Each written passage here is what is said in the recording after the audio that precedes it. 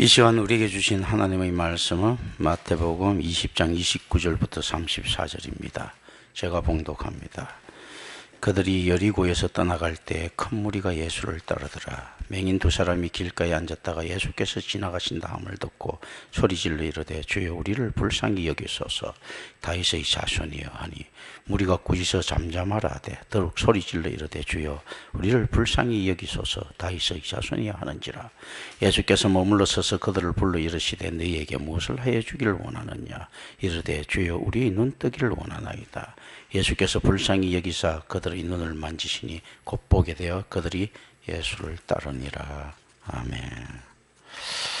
마태가 두 사람의 소경을 언급하고 있습니다. 반면에 마가는 바디메오라는 이름을 가진 한 명의 소경을 언급하고 있습니다. 이걸 이제 수에 대한 차이를 갖다가 우리는 좀 생각해 볼 필요가 있습니다. 그럼 왜 이렇게 이제 수에 대한 차이가 나타났을까 했을 때, 마태는 비교적 사실을 있는 그대로 묘사했다. 그게 두 명이었다는 이야기죠. 반면 마가와 누가는 당시에 이 사건으로 유명해진 바디메오라는 인물에 초점을 맞추고 있었기 때문이다라는 것입니다.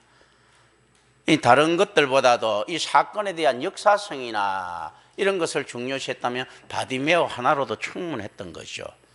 그리고 사실 예수님의 업적을 이야기할 때는 바디메오 하나를 언급하는 게 그 당시 상황에는 맞았을 것입니다. 뭐 이럴 수가 있는 거죠. 이제 이럴 리는 없지만 이제 우리가 의미론적으로 생각할 때, 자, 두 사람을 도와줬는데 한 사람은 가서 그 사람이 선행을 널리 알리고 감사합니다 하는 반면 한 사람은 가가지고 그 사람이 나한테 사기를 쳤다 하고 돌아다니는 예가 있었다고 칩시다. 그러면 어떻게 이야기합니까? 선행을 베푸는 사람들의 것을 알리기 위해서는 한 사람 거는 묵살하고 한 사람 거는 알리는 개념, 이런 개념도 있을 수가 있고요. 또 바디메오, 예수님께서 이런 기적을 베푸셨는데도 왜 두 명 중에 한 명만 그 알리고 그럼 나머지 한 명은 어디 갔느냐 할 때 또 오해의 소지에 휘말릴 수 있기 때문에 없앨 수도 있고 뭐 여러 가지 일들이 있을 수가 있죠. 왜냐하면 이 당시에 유대 사회 전체라는 것은 민초들을 대변하는 것이 아니고 권력을 대변하는 것입니다. 전체가 예수님에 대해서 호의적이지 않았다는 것을 우리는 우선적으로 생각해 볼 필요가 있습니다. 그러니까 권력이 호의적이지 않았다라는 것은요, 오늘날 포스트 모던으로 이야기하자면 진리화되지 못한 예수 그리스도의 정체성이다. 포스트 모던에서는 특히 미셸 푸코에 가면 어떤 이야기를 합니까? 권력이 곧 진리죠. 그래서 가짜 진리가 있는 것이 아니고 소외된 진리와 그리고 기득권을 획득한 힘을 가진 진리가, 이 두 진리가 있는 거죠.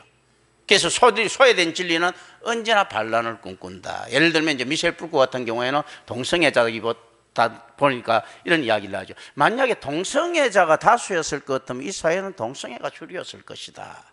근데 동성애자가 오늘날에는 뭐 동성애들을 막 지지하는 데가 막 나타나고 하는데 이거는 정말 악한 일입니다. 사실 교회에서도 그런 걸 막 지지하고 하는데 어쨌든 간에 미셸 푸코가 있었을 당시에는 동성애에 대해서 시각들이 굉장히 따가웠기 때문에 푸코가 그런 이야기를 하는 거죠.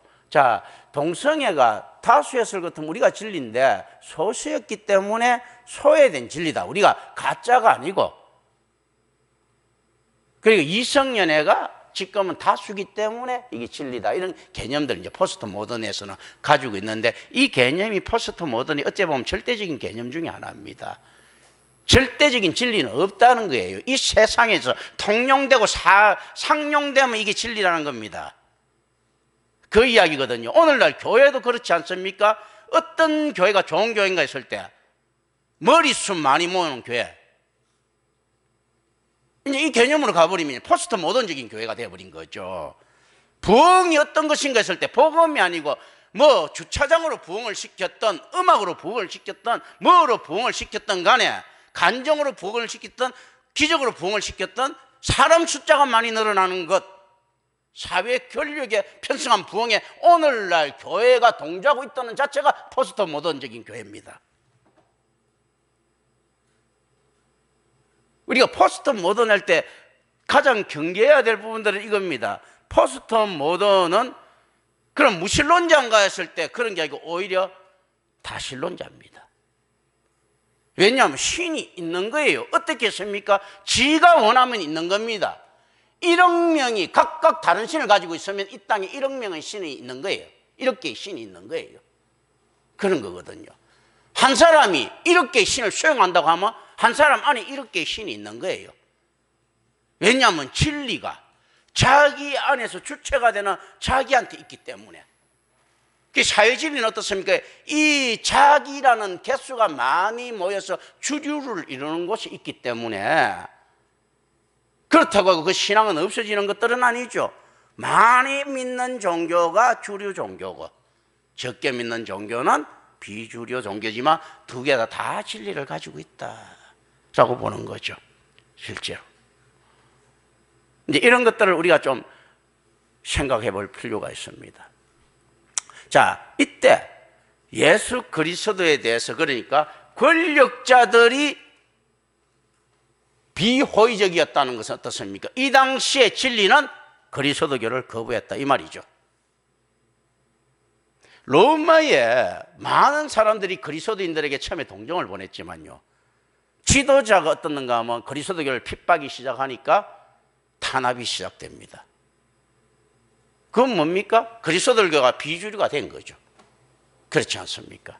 이제 이걸 생각해 볼 필요가 있습니다. 숫자를 많이 확보한 것이 아니고 권력에 의해서 지금 소외되고 있는 이 모습들을 보게 될 것입니다. 호산나 호산나 외쳤던 무리들은 나중에 결국 희발이가 없고 힘이 없는 것을 우리가 알게 될 것이에요.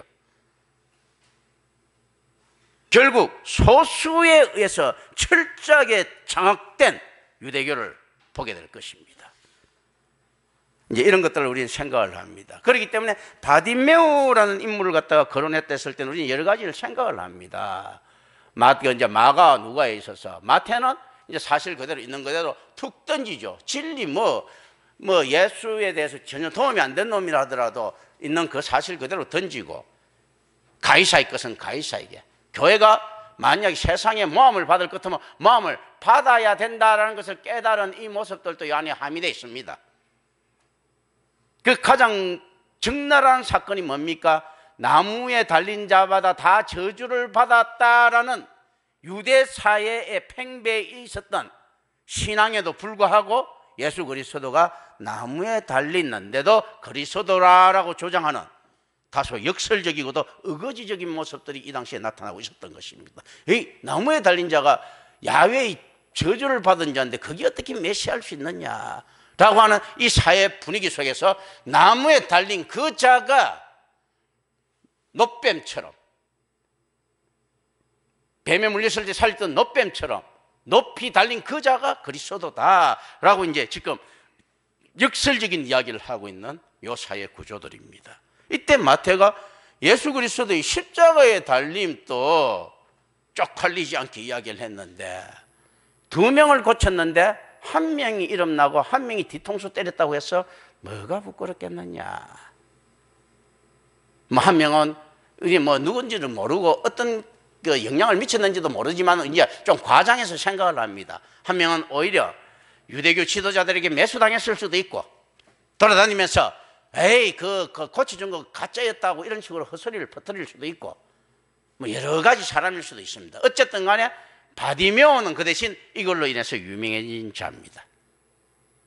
아마 이 사람은 예수 그리스도의 병고침에 대한 기적을 갖다가 신앙으로 고백할 수도 있었고, 초대교회에 끝까지 이 신앙을 지켰던 사람일 수도 있습니다. 묘한 것은요, 예수 그리스도께 치료를 받는 사람들 중에서 사실은 성도로 성장한 사람들이 그렇게 크게 거론되고 있지는 않습니다. 기적을 체험한 많은 나음받은 사람들, 그 묘한 것들입니다. 이제 우리가 이런 걸 생각을 합니다. 그래서 이 교회가 얼마나 이 세상에서 무기력하게 보이는가 했을 때요, 엄청난 것을 베풀고도 별로 소득을 얻지 못하는 구조를 가지고 있습니다. 구약의 선지자들 때부터 기적도 베풀었죠. 전쟁에도 이기게 해줬죠. 막 이렇게 했는데도 보면 뒤에 그게 끝나고 나면 언제 그랬나는 뜻이 선지자들에 대한 핍박이 옵니다.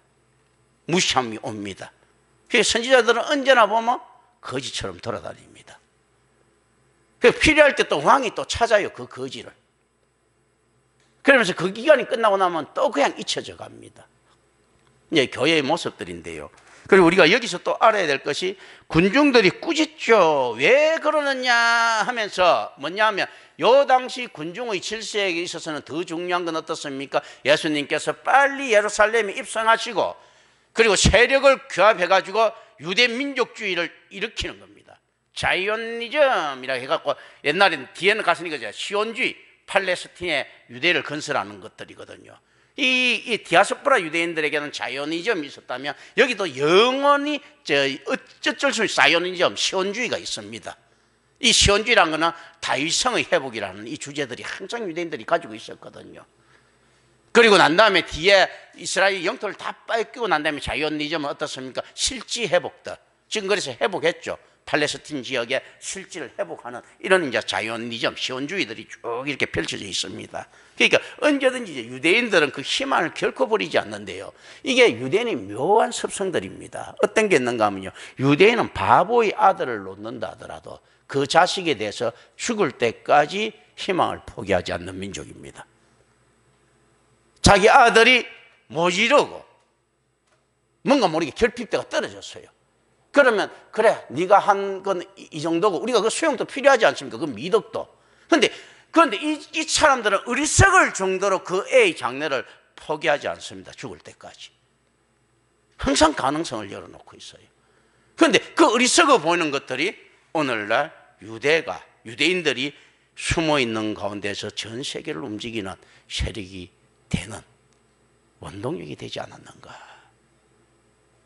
이렇게 생각합니다.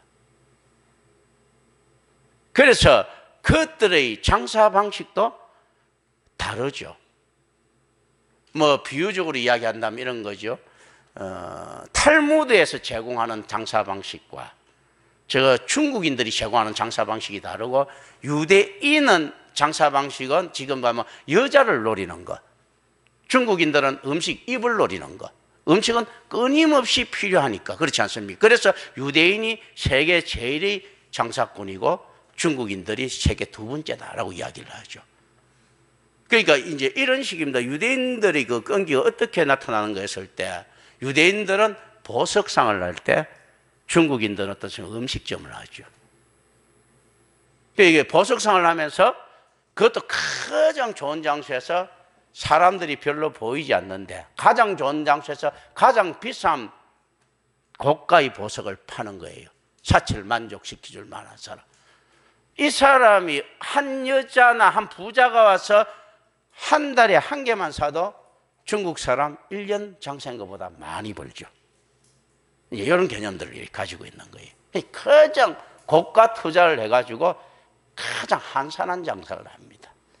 우리가 잘 아는 그 베니스의 상인에 나온 샤일록 같은 고리대금업자가 고리대금업자라기보다도 사실은 금융업자죠. 그리고 미래에 투자하는 자입니다. 어떤 투자입니까? 무역이라든지 개발에 투자를 합니다. 그런데 왜 고리대금업자라고 부르는가 하면 유대인들이 사실은 이제 우리 이 개념들을 쭉 알고 가야 됩니다. 유대인들이 왜 세계 최고의 부자가 됐는가 했을 때 성경 때문입니다.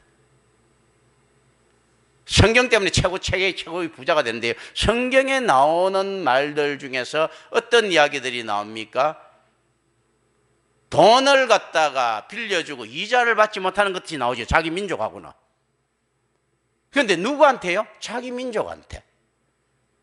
그러니까 이게 서방 세계에서 기독교를 받아들이지 어떻습니까? 성경의 말씀에 따라 가지고 돈을 가지고 이자놀이를 하지를 못합니다. 왜냐하면 신약의 성경을 받아들인 우리는 어떤 자가 됐습니까? 온 인류가 하나님 그리스도 안에서 하나가 됐어요. 그러니까 돈을 못 빌려주는 거예요. 이자를 못 받는 겁니다. 그런데 유대인은 어떻습니까? 유대인 빼고는 이자를 다 받아도 됩니다. 그러니까 무엇을 정하겠습니까? 처음에 금융을 정하겠습니다. 금융을 장악하다 보니까 모든 투자되는 금액 있지 않습니까? 유대인이 유럽에서 그렇게 핍박받았음에도 불구하고 모든 음성적인 자금들은 다 유대인의 돈을 거쳐야 돼요. 심지어 콜럼버스가 가져간 돈도 유대인에게 대출을 받아야 가능한 겁니다. 신대륙을 발견하게 되면 어마어마한 이익이 돌아오죠.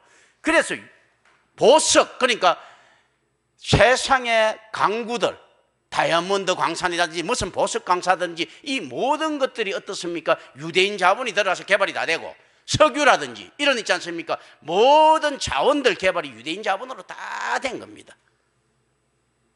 그래서 슈얼리라고 보석, 유대인이, 그리고 보석의 이름에는 전부 다 유대인 지파 이름들이 붙어 있는 거예요. 보석 이름들에는 은근히 감춰진 가운데 그 해석해 보면 다 유대인 지파 이름들이 들어가 있는 거예요. 감춰져 있는 그런 거거든요. 그러다 보니까 샤일록도 어떻습니까? 그 무역에 투자했지 않습니까? 그러니까 나중에 돼서 그 배가 풍랑을 피해서 돌아오자 샤일록은 돈을 받게 되는데, 그거 어떻습니까? 그거죠. 투자자죠. 투자자. 근데 이제 그 사람들이 볼 때는 다른 사람이죠. 자, 돈을 갖다가 빌려주고 치리하는 자들이지 않습니까? 그러니까 히틀러가 보기에도 미웠던 겁니다. 성경적이지 못하고 치리하는 자자. 그러면 우리하고 다른 거지. 이웃에게, 형제에게 돈을 빌려주고 치리한 자니까 형제가 아닌 거죠. 유대인 스스로가. 근데 유대인 안에서는 자기는 선민이라 하고 나머지는 이자를 받아도 되는 사람들인 거예요. 유대인을 제외하고 나머지. 이런 개념들이 이렇게 들어가 있습니다.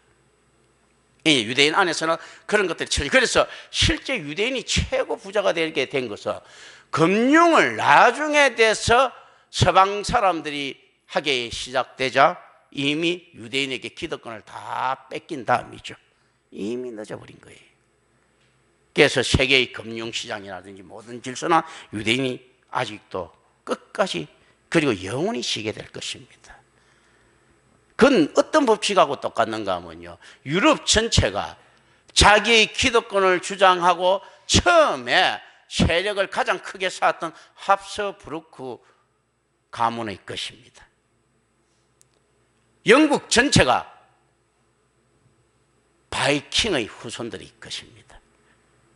미국 전체가요, 언제나 앵글로 색선족의 것입니다. 중국 전체가 여전히 진나라의 소유예요. 왜냐하면 비슷하게 출발했을 때는 어쩔 수 없이 인프라를 많이 제공받은 자들이 뛰어날 수밖에 없지 않습니까? 그러니까 진나라 소유의 후손들이 훨씬 더 많은 인프라를 제공받았으니까 뛰어날 수밖에 없죠. 우리나라는 어떻습니까? 신라 소유입니다. 신라 소유. 아직도 전부 다 신라인들이 그 기록, 전부 다 행사를 하고 있는 거예요. 신라가 고려로 넘어갔을 때도 왕만 바뀌었지 그 모든 사람들은 전부 다 신라 사람이었고, 심지어 왕까지도 신라 사람이죠.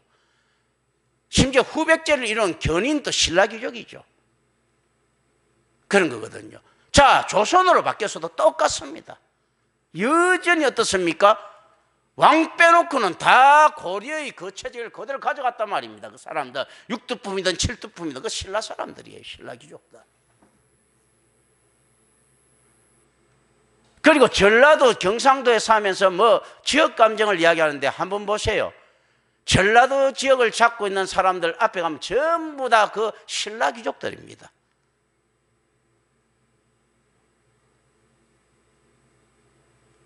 거기에 김씨들, 잘 나가는 김씨는 전부 다 김해 김씨 파서 팝을 드리고요. 다 그렇습니다. 밀양박씨들이고 있지 않습니까? 그 팝을 드리고 다 그렇습니다. 다 그런 거거든.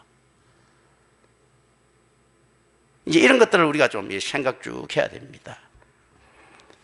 실제로 그래서 이제 지금의 유대인의 세력을 갖다가 대체할 만한 것이 나타날 수 있겠는가 했을 때 현실적으로는 불가능합니다. 왜냐하면 이들이 뺏길 리가 없거든요. 특히 히틀러의 압제를 경험하고 스탈린의 압제를 경험한 이들은 더더욱 뺏길 리가 없습니다. 이 성경으로 인해서 분리했기 때문에 지금은 어떻습니까? 이들이 원하는 메시아상이 어떤 메시아상이라고 했습니까? 정복자 메시아라고 했죠. 그렇다면 지금 유대인에게 메시아가 필요하겠습니까? 안 필요하겠습니까? 필요 없습니다.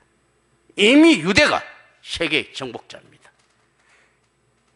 그렇다면 이 유대인들은 알아야 되는 것들이 있습니다. 그러면 이들의 메시아는 무엇이었습니까? 금융이었어요. 만물. 이걸 알아야 되는 거예요.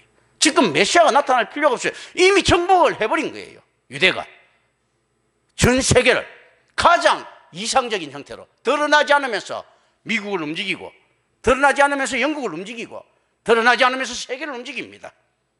메시아잖아. 이들에게는 메시아가 나타날 필요가 없는 겁니다.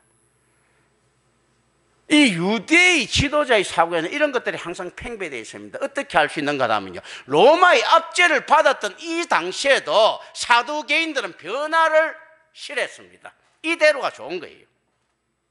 그리고 너무 좋은 거예요. 이대로가 유대가 독립하는 것보다 더 좋은 겁니다. 왜 그렇겠습니까? 유대가 독립하고 나면 외세의 침입에 대응하느라고 엄청난 국방비를 지출해야 되고요, 신경을 써야 되고, 언제나 약탈자들을 경계해야 되는데, 로마라고 하는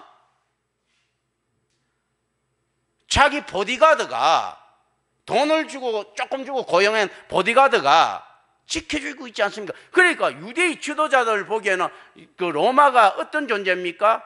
그냥 우리 그거 지금 뭡니까, 뭐 그거 뭐 세콤인가 뭐 이런 거 이제 안전장치 같은 거 할 때 오는 그거 똑같은 거예요. 자, 자기가 지키려고 하면 100원 들 걸 로마가 지키려고 하면 1원만 들어도 되거든. 그래서 이렇게 그 용역을 맡기는 거죠. 로마는 유대의 지도자들이 볼 때는 용역업체예요. 용역업체. 그렇지 않겠습니까? 자기를 지배하는 지배국이 아니고 용역업체예요. 로마의 통치 방식이 또 그 나라의 그 문화를 존중하는 방식이기 때문에 그냥 용역업체인 거예요. 그럼 훨씬 싸게 국가를 지킬 수 있지 않습니까? 훨씬 안전하게 부를 축적할 수 있고, 또 훨씬 멀리 부를 축적할 수 있습니다.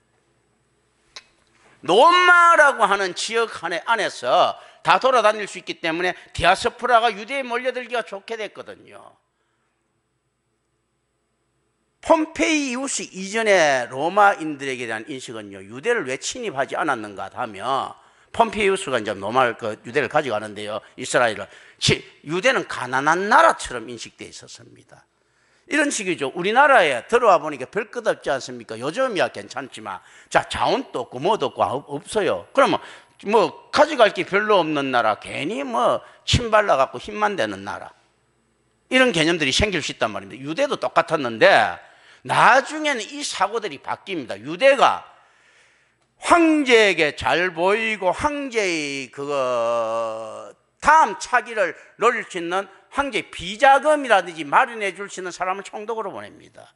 왜 그러는가 하면요, 유대가 돈이 어마어마하게 되는 나라라는 것을 뒤에 알은 거예요. 그래서 나중에 클레오파트라도 유대를 갖다가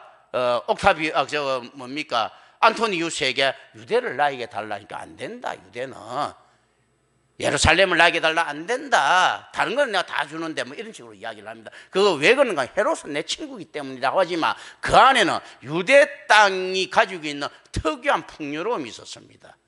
엄청난 돈이 있었어요. 그 어떤 돈입니까?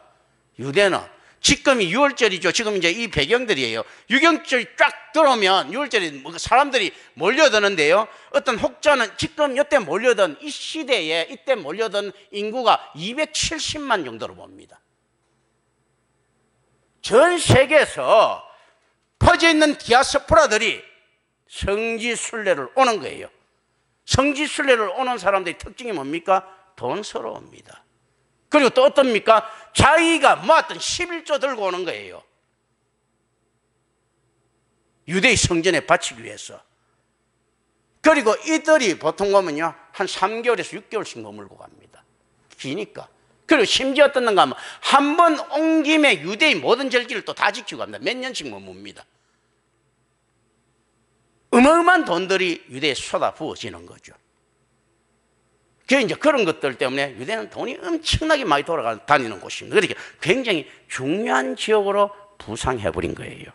그래서 로마에서는 이제 고민들이 많았습니다. 나중에 디아스포라도 흩어버릴 때도 야, 이거 돈 되는 지역인데, 그래서 실제로 티투스가 예루살렘 성전을 허물었다는 것은요, 엄청난 결단이기도 하지만 잘못된 사실은 정치적 착오기도 합니다. 군인이기 때문에 할 수 있었지, 만약에 티투스가 처음부터 군인 출신이 아닌 황제 같았으면 아마 예루살렘 성전은 못 무너뜨렸을 수도 있습니다. 가장 돈 되는 것을 무너뜨려 버린 거예요.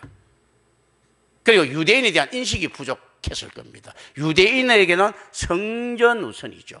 기독교는 우리에게는 어떻습니까? 그래서 유대인의 성경은 역대기로 끝나죠. 성전을 건축하러 가는 것. 우리는 어떻습니까? 말라기로 끝나죠. 메시아를 기다리는 거거든요. 유대인은 성전 장소 중심이에요. 그런데 이 장소를 갖다 허물어 놨을 때 어떻습니까? 더 이상 유대는 그만큼 돈 되는 그런 것들을 갖다가 스스로 부숴버린 것하고 똑같이 됐다라는 것을 우리는 좀 알 필요가 있습니다. 어쨌든 이 바디메오를 이제 대표적으로 드러냄으로써 이 사건을 갖다가 그 마가와 누가는 소개를 했는데, 마태는 이 두 사람을 다 이렇게 소개를 합니다. 그때 우리가 또 알아야 되는 것들은 이렇습니다.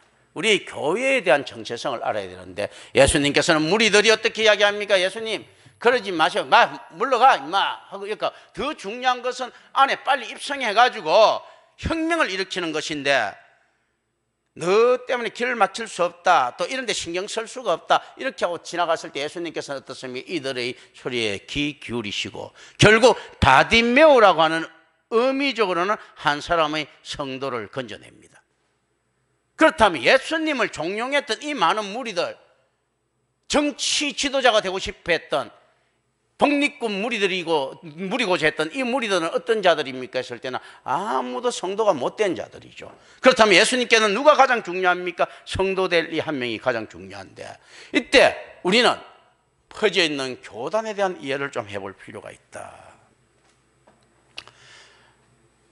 제가 여러분에게 이제 임마누엘 교회 수준쯤 되면 충분히 가능한 일인데요, 추천하고 싶은 책이 있습니다. 뭐 여러 번 듣고 이렇게 했지만요, 켈빈의 기독교 강요입니다. 너무나 훌륭한 책입니다. 켈빈의 기독교 강요를 갖다가 읽어보시기를 꼭 권하는데요, 켈빈의 기독교 강요를 바탕으로 제네바 아카데미가 설립되고, 이게 켈빈 아카데미라고도 이야기를 합니다만은, 영국에서 핍박을 받던, 국교의 핍박을 받던 신앙인들이 제네바로 도망을 오면서 켈빈 아카데미를 보게 됩니다. 켈빈 아카데미를 보고 깜짝 놀라서 이렇게 이야기합니다. 이것이 바로 사도적 교회다. 존 낙스라는 사람이 이야기를 합니다. 그리고 그의 조국 스코틀랜드로 돌아갑니다. 이 스코틀랜드로 돌아가서 장로교를 세우고, 켈빈 아카데미에서 받았던 이 신학을 바탕으로 장로교회를 세웁니다. 분명한 것은 켈빈과 장로교회는 관계가 없습니다. 켈빈은 성경의 사람이었고, 존 낙스는 장로교라는 제도를 켈빈의 신학 위에 제도를 덧입힙니다. 이때 어떻게 되는가 하면 장로교라고 하는 가장 순전한 신학을 가진 교파가 탄생하는데요, 그러면서도 장로교라고 하는 무브먼트에서 움직이는 세상적인 있지 않습니까? 7이점을 교회에 적용시켰습니다. 이미 뭐 다른 교단들 이게 볼 필요 없습니다. 가장 정순하다가 보는, 저도 장로교 출신이고 장로교 하고 있지만, 자, 이야기를 합니다. 장로교 자체의 7위는 어떻습니까? 켈빈이 이야기할 때 이렇게 이야기를 하죠. 교회란 어떤 것입니까? 할 때 말씀이 선포되고 성례가 집전되며 권징이 이루어지는 곳이라고 합니다. 이 권징이 7위예요, 7위. 그런데 이게 전부 다 말씀입니다. 말씀이 선포되고 할 때는 이건 어떤 말씀입니까? 듣는 말씀이에요. 성례가 집전되고 할 때는 어떤 말씀입니까? 보이는 말씀이에요, 우리가 하는 거. 권징이 이루어지고 하는 건 어떤 실천되는 거예요. 실천되는 말씀이거든. 자, 이 실천되는 것이 이제 질서죠. 질서의 하나님 할 때. 그런데 이 실천의 부분에 있어서 어떤 것들이 들어갔는가 하면 장로교가 들어가 버린 거예요. 이 장로교라 그 교가 들어가면 예수님께서 장로교도 같았으면 어떻게 해야 되는가 하면요, 무리가 꾸짖어서 하지 마세요, 예수님 갑시다 하면 가야 되는 거예요. 장로 말 듣고 무리들 말 듣고 가야 되는 건데 예수님께서는 안 가시는 겁니다. 자, 장로교라는 것은 있지 않습니까? 그 당시에 영국의 상황에 따라서 나왔던 무브먼트입니다. 우리가 생각할 때 위험한 것들이 요소가 있는데요, 교단 위험하고요, 신조 위험합니다. 그러나 어떻게 이야기한가 하면요, 실제로 터툴리안이라든지 초대 교부들이 이야기했듯이 신조는 성경을 이해하는데 매우 유익하다. 오케이. 그런데 이 신조들이 어떻게 발생되는 게 있을 때 무브먼트입니다.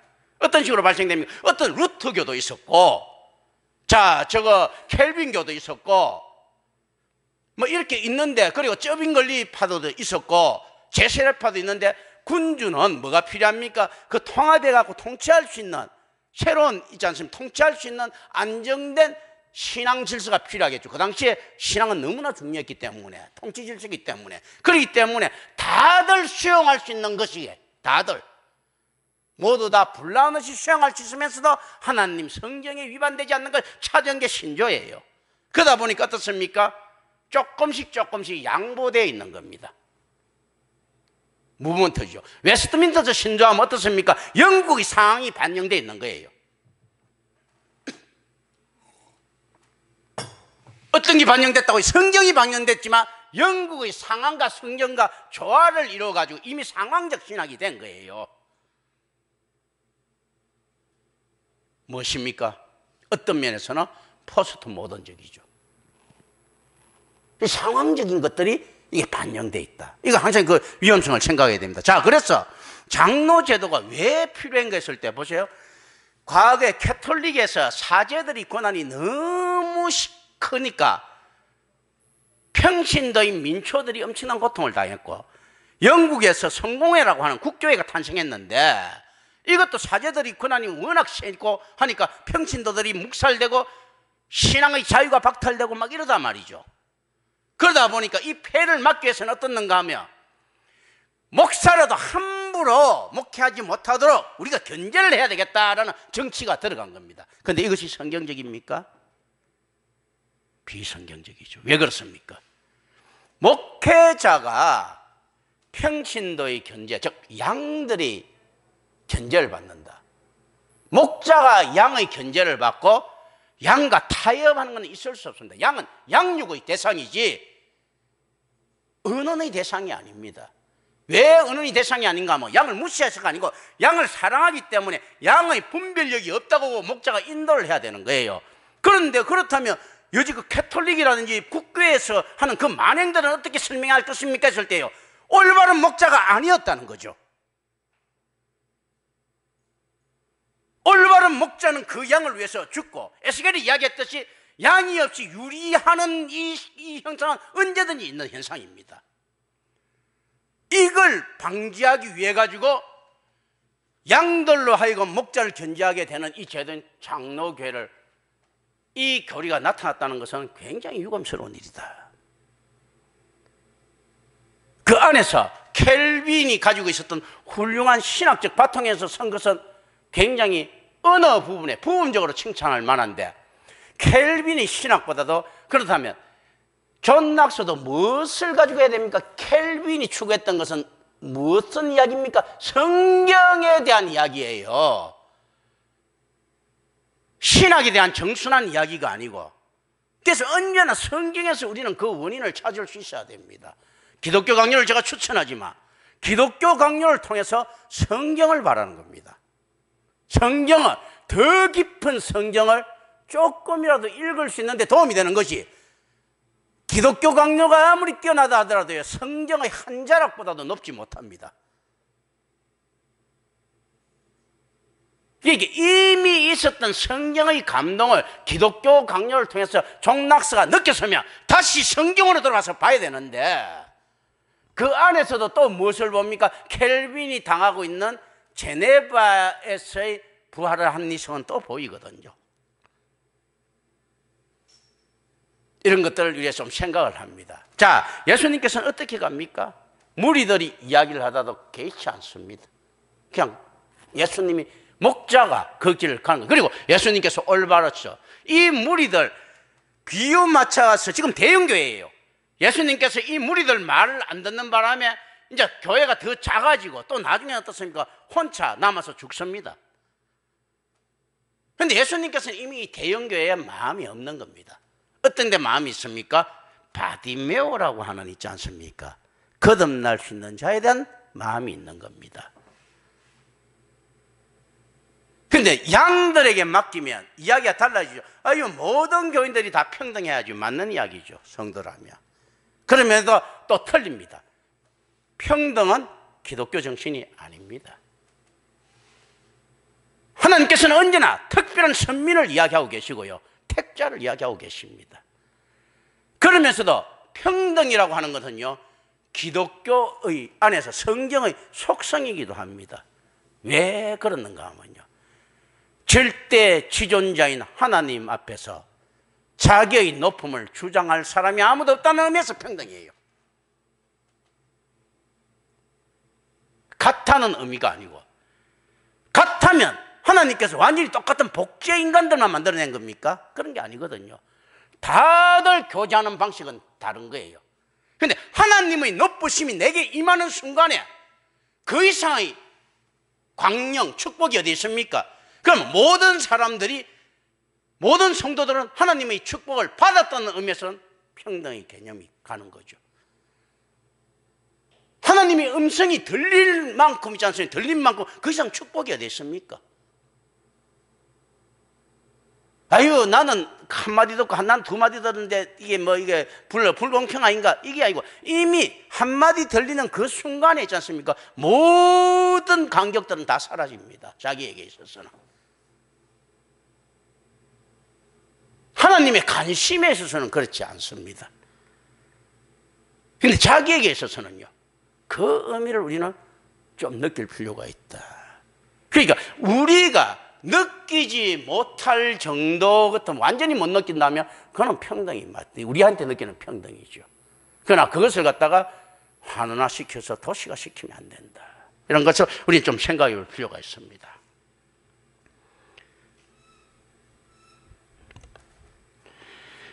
마가복음에서 마가가 디메오라는 바디메오의 아버지의 이름까지 언급을 했습니다. 그러면 이 당시에 바디메오가 잘 알려진 인물임을 반증해 주고 있습니다. 마가복음 10장 46절에 보면 나오죠. 그런 거거든요. 우리가 복음서에서 만날 수 있는 예수님의 기적은 많은 부분이 사실 생략되어 있는 거예요.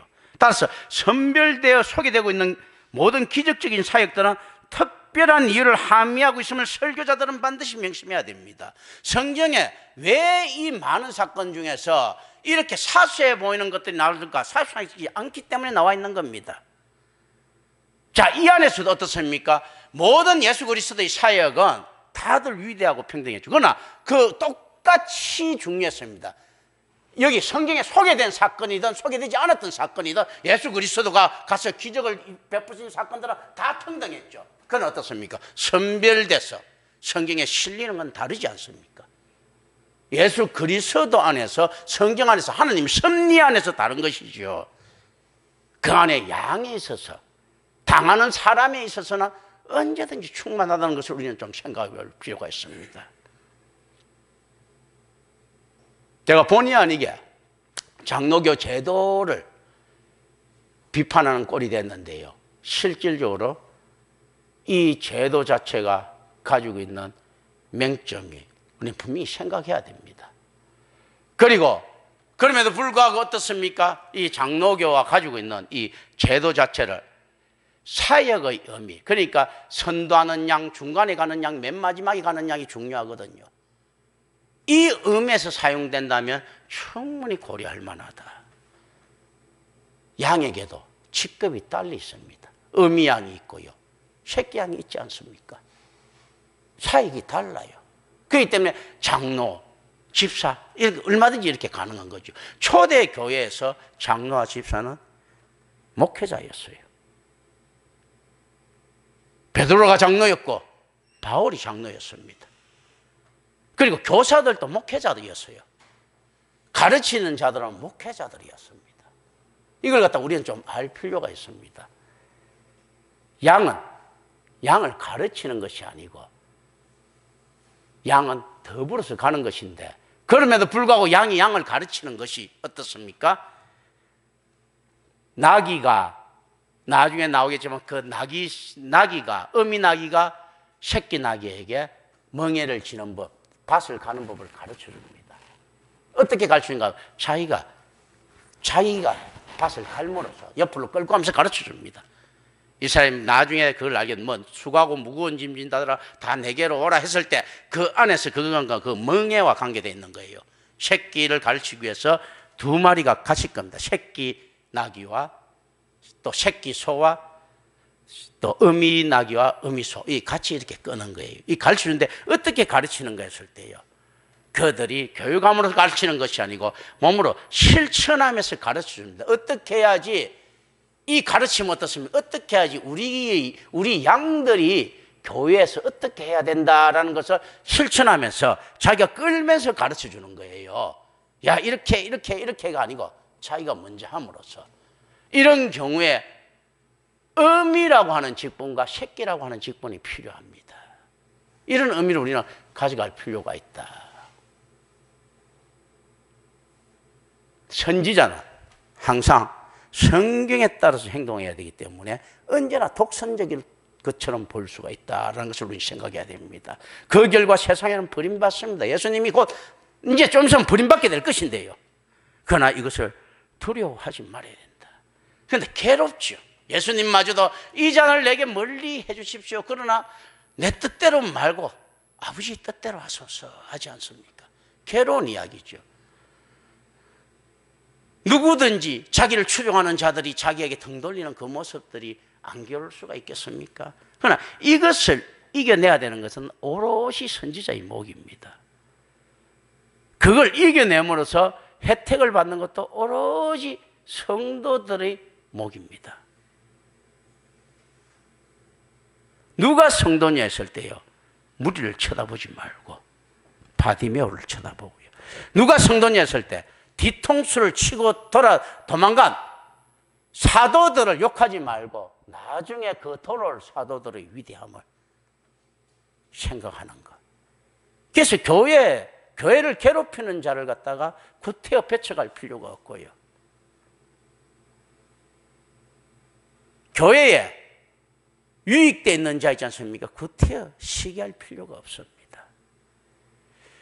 교회에 유익한 자들은요, 1차적으로 누구를 가르치는 자입니까? 자기 자신을 가르치는, 실천하는 그 의미입니다. 그러니까 얼마나 그 정겨운 사람입니까? 그 뒤통수를 치는 자들은요, 교회의 정체성을 나타내는 악한 자들과 또 나중에 돌아올 위대한 자들이 함께 포함되어 있습니다. 소경을 고치는 것, 나중된 자 아닙니까? 이 사람들은 실제 유대교에 물드는 사람인데 소경이 되지 않았으면 예수를 찾지도 않았을 사람인데 하나님께서 소경을 만들면서까지도 그리스도의 은혜를 잊게 만든 축복된 자들입니다. 교회에 힘들고 가난한 자들이 들어왔을 때 그 자들을 갖다 한번 쳐다보십시오. 혹시나 하나님의 은혜를 받아 지금까지 핍박된 자들이 아닌가? 하나님의 은혜를 받아 결핍된 자들이 아닌가? 이들이 눈을 뜨고 바디메오와 같이 될 자라면 우리는 어떻게 할 것인가? 내가 기록되지만 수없이 많이 위대해 보이는 사람들, 이 무리들 중에서 얼마나 잘 나가는 놈들 많았겠어요. 한 놈도 이름이 기억 안 되는데 바디메오가 기록되지 않습니까? 결핍돼 보이는 자들이 나타났을 때 혹시 하나님의 영광을 드러내기 위해서 소경된 자, 절름발이 된 자, 안전뱅이 된 자가 아닌가라는 것을 우리는 좀 생각해 볼 필요가 있습니다. 다음 주부터 본문 들어갑니다. 기도합니다. 은혜로우신 아버지 하나님 감사합니다. 우리 주 예수 그리스도의 이름으로 기도드립니다. 아멘.